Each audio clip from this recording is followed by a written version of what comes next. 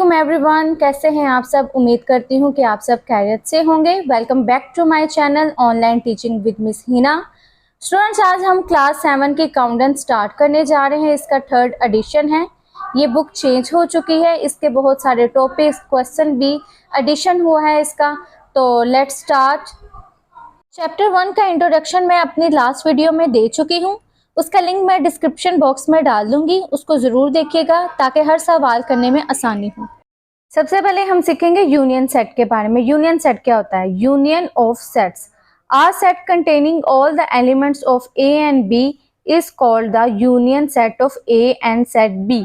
यानी कि सेट ए और सेट बी में जितने भी एलिमेंट्स होते हैं उन सबको असेंडिंग ऑर्डर में अरेंज करके लिखने को यूनियन कहते हैं। अब यहाँ पे 1, 3, 5, 7, 9 ये हमारे एलिमेंट्स कहलाते हैं। स्टूडेंट्स, आज हम क्वेश्चन नंबर 4 स्टार्ट करेंगे। इसकी ये वैल्यू है। उन्होंने कहा कि फाइंड करें ए यूनियन बी। यहाँ पे ये मैंने वैल्यू लिख दी है, हम सॉल्व करते हैं। सबसे पहले मैं लिखूंगी ए यूनियन बी। अब यहाँ पे ए की वैल्यू हमारे पास यहाँ पे है 2, 4, 6, 8।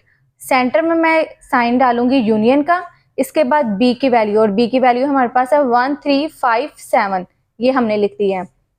ए यूनियन बी का मतलब होता है are set containing all the elements of set A and set B.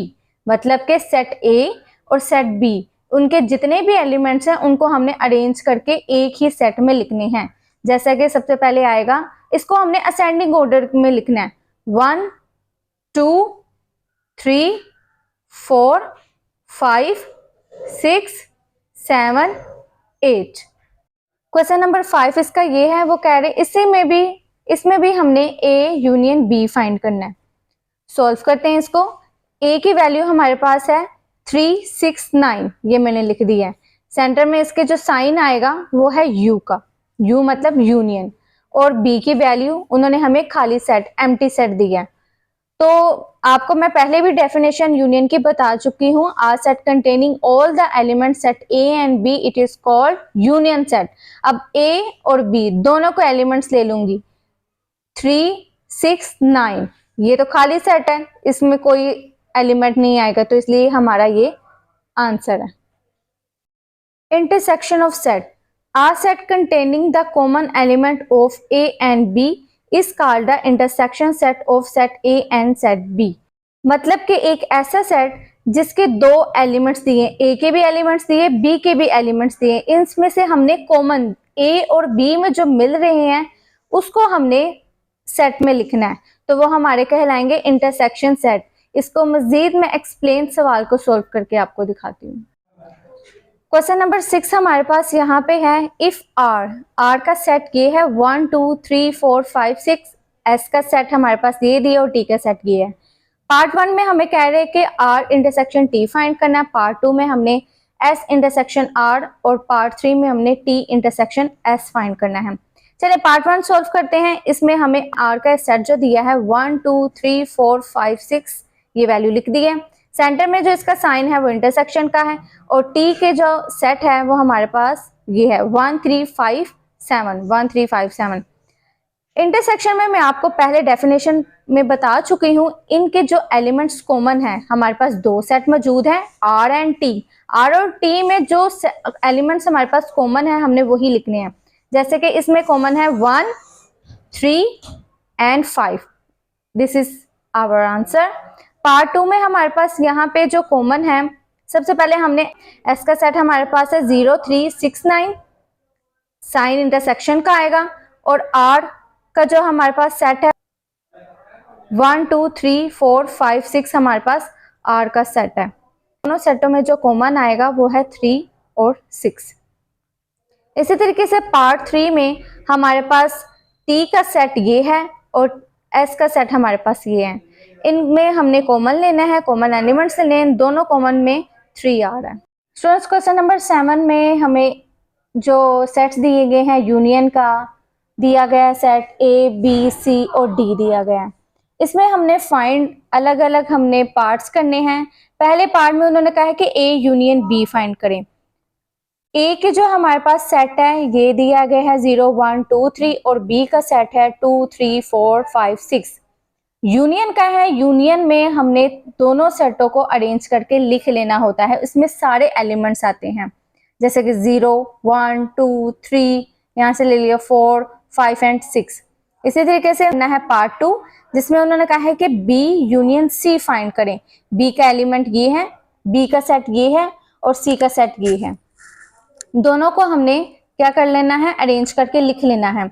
इसमें सबसे पहले आएगा 2 3 4 5 6। अब यहाँ पे देखिए 5 अब 2 टाइम्स आ गया है तो हमने 1 टाइम लिखना है। यहाँ पे 6 जो है ये भी 2 दफा आया, हमने उसको लिखना है 1 दफा ही है।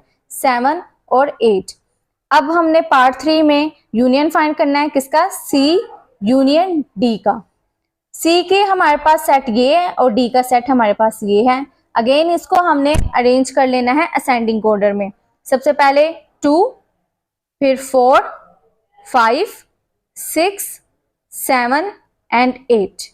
पार्ट 4 में हमें कहा गया है कि ए इंटरसेक्शन बी फाइंड कर। ए का सेट हमारे पास ये है, बी का सेट हमारे पास ये है।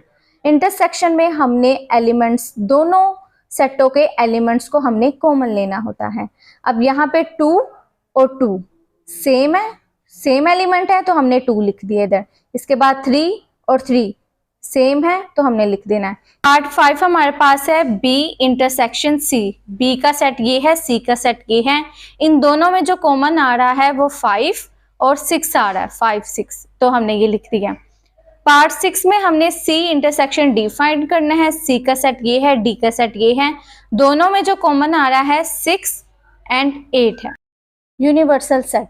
अब यूनिवर्सल सेट क्या होता है, a set containing all the elements under consideration is called a universal set. इसका मतलब ये है कि यूनियन के यूनिवर्सल सेट में जितने भी एलिमेंट्स होते हैं हमने उसको कंसीडर करना होता है और इसको हम रिप्रेजेंट करते हैं यू से। Complement of a set. If a set A is a subset of a given universal set, then the set of elements not in A, it is called its complement set. आप example number 8 में देख सकते हो, वो कह रहे create a complement set for set A. A का complement हमने फाइंड करना है। यहाँ पे हमें 2 सेट दिए जाएंगे। ए का जब कंप्लीमेंट फाइंड कहा जाए, बी का कंप्लीमेंट फाइंड करने को कहा जाए तो हमने हमेशा यूनिवर्सल के साथ हमने उसको माइनस करना होता है। जैसे कि ये बता दिया फार्मूला, ए कंप्लीमेंट फाइंड करने के लिए हमने यूनिवर्सल में से ए को माइनस करना होता है। अब यूनिवर्सल की वैल्यू हमारे पास ये है, ए की वैल्यू ये है। अब इनको माइनस करते हैं। माइनस अब आपने कैसे करना है कि यूनिवर्सल के जितने भी एलिमेंट्स है वो हमने सारे के सारे आंसर में लिखने हैं। अगर ए के मिल रहे होंगे यूनिवर्सल सेट में हमने वो नहीं लिखने हैं। अब देखिए यहाँ पे 1, क्या 1 है यहाँ पे, नहीं है तो हमने लिख दिया। अब 2 और 2 मिल रहे हैं तो हमने नहीं लिखना। इसके बाद 3 लिख दिया, 4 मिल रहा है, नहीं लिखना। इसी तरीके से 5 7 9 और 10 ये नहीं मिल रहे थे सेट ए के साथ तो इसलिए हमने ये लिख दिया, ये इसका आंसर है। पार्ट 7 में हमें कहा गया है कि ए कंप्लीमेंट फाइंड करें। यहाँ पे हमें ए से लेके जी तक हमें एक लेटर दिया होगा, मे बी ये ए हो, बी हो, सी हो, जी तक हमें कोई भी दे सकते हैं लेटर। कंप्लीमेंट फाइंड करने के लिए हमें यूनिवर्सल में से ए को माइनस करना होगा। स्टूडेंट्स आपने एक बात याद रखनी है कि यूनिवर्सल के हमने तमाम एलिमेंट्स हमने आंसर में लिखने हैं, लेकिन सिर्फ वो वाले एलिमेंट्स नहीं लिखने जो हमारे लेटर ए में, बी में, सी में या वट ABC के किसी भी लेटर में मौजूद एलिमेंट हो वो हमने नहीं लिखने हैं। अब मैं इसको मजीद अच्छे तरीके से मैं क्लियर करती हूँ। एलिमेंट्स दिए गए हैं वो हैं 0 1 2 3 4 5 6 7 एंड 8, जबकि ए के हमारे पास एलिमेंट है 0 1 2 एंड 3। अगर तो यू और ए में सेम एलिमेंट है वो हमने नहीं लिखने, हमने यू वाले सारे एलिमेंट लिखने हैं। 0 1 2 3, अब इसमें भी ये हम नहीं लिखेंगे। अब जो रिमेनिंग रह गए हैं यूनियन में हमने वो लिखने हैं, जैसे कि 4 5 6 7 8। पार्ट हमारे पास 8 यहाँ ये है कि बी का कंप्लीमेंट फाइंड करें। हमने बी यू का सेट लिख लिया और बी का सेट लिख लिया। अब यहाँ पे देखिए यू के जो हमारे पास एलिमेंट हैं 1 2 3 से 3 4 5 6 7 एंड 8 हैं, और यहाँ पे 2 3 4 5 एंड 6 हैं। इन दोनों के जो एलिमेंट सेम है वो नहीं लिखने, हमने सारे के सारे यू के लिखने हैं। अब देखिए 0 यहाँ पे मौजूद नहीं है इसलिए 0 लिख दिया, 1 लिख दिया। अब 2 दोनों में मौजूद है तो हम नहीं लिख पाएंगे, 3 दोनों में है, 4 भी दोनों में है, 5 भी, 6 भी। अब यहाँ पे क्या बच गया, 7 और 8 हमने लिख दिया। इसी तरीके से 9 वाले पार्ट में क्या कहा है, सी का कंप्लीमेंट फाइंड करें। इसमें यू का हमारे पास सेट ये है, सी का सेट ये है। अब 0 1 2 4 5 6 7 तक के ये सारे एलिमेंट्स हैं, यहाँ 5 6 7 और 8 दिया गया है। अब 0 1 2 3 4 हमने यहाँ पे लिख देना क्योंकि इसमें सी में मौजूद नहीं है।